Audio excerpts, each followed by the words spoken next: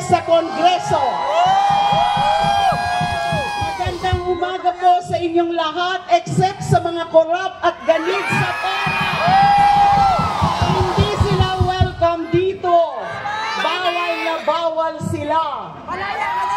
Sabi po ni BBM, kung hindi lang daw po siya Pangulo, sasama siya sa ating mga rally. Well, nandito tayo, hindi lang dahil hindi tayo presidente, kundi punong-puno na tayo sa sagad sa buto ng mga nagiging buwaya at demonyo.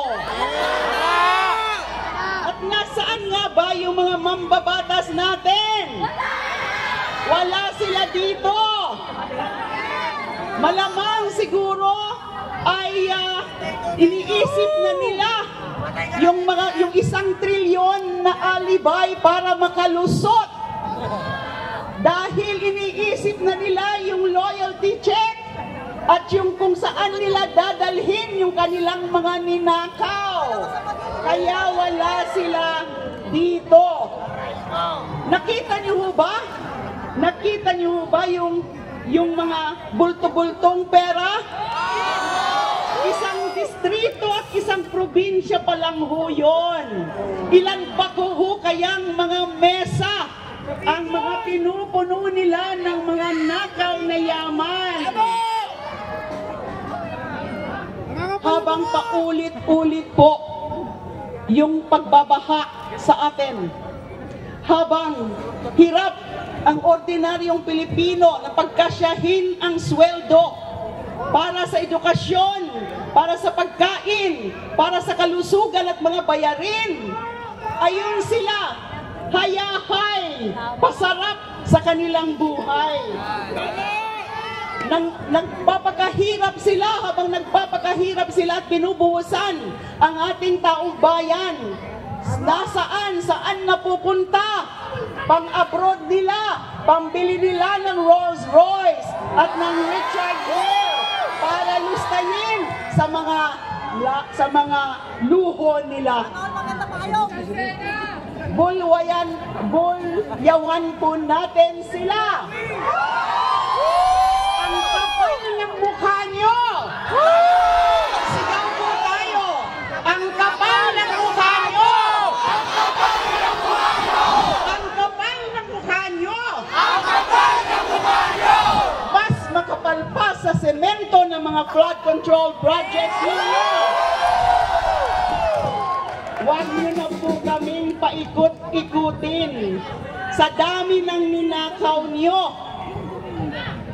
napapalubog na po kayo, tumataob na po kayo, tama yan, maglaglagan na po kayo.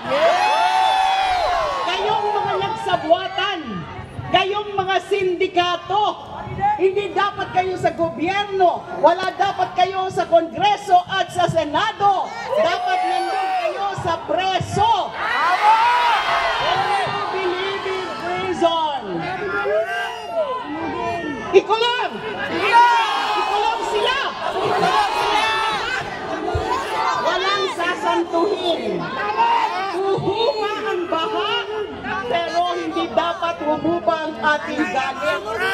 Kasama ang sambayanan, lalo na ang kabataan, ay bahain natin sila ng mga kilos at panawagan. Bahain natin sila ng mga kaso hanggat hindi makulong yung mga lahat na kasabwat dito sa malakihang scam na to.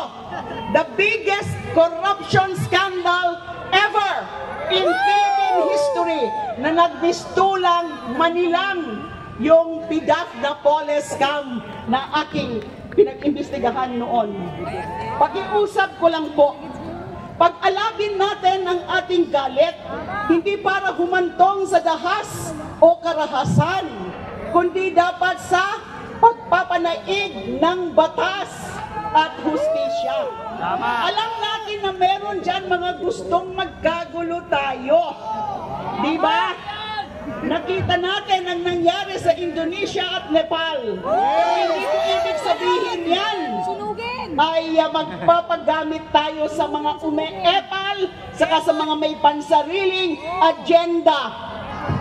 Ninakawan na nga tayo, gusto nang i-hijack ang ating prinsipyo. Hindi po tayo maloloko. Isa na dyan si Sara Duterte.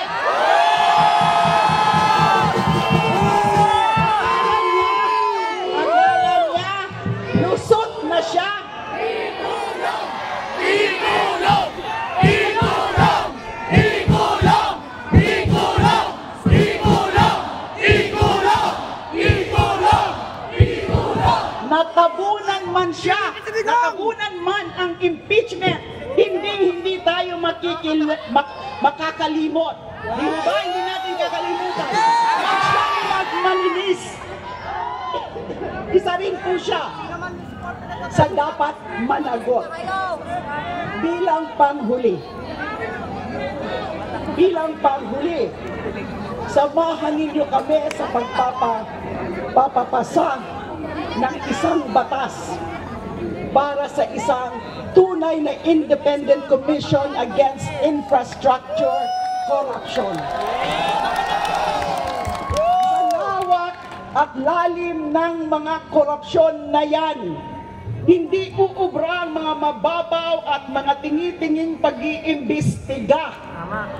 Kailangan may ipin, kailangan tunay na independent ang komisyon. Hustisya!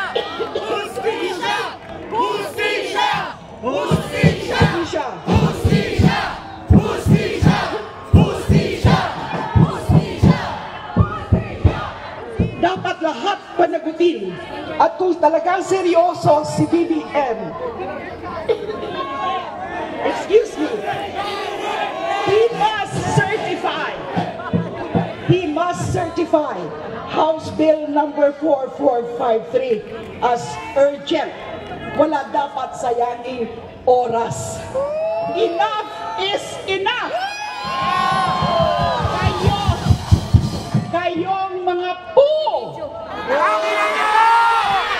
Maraming salamat po!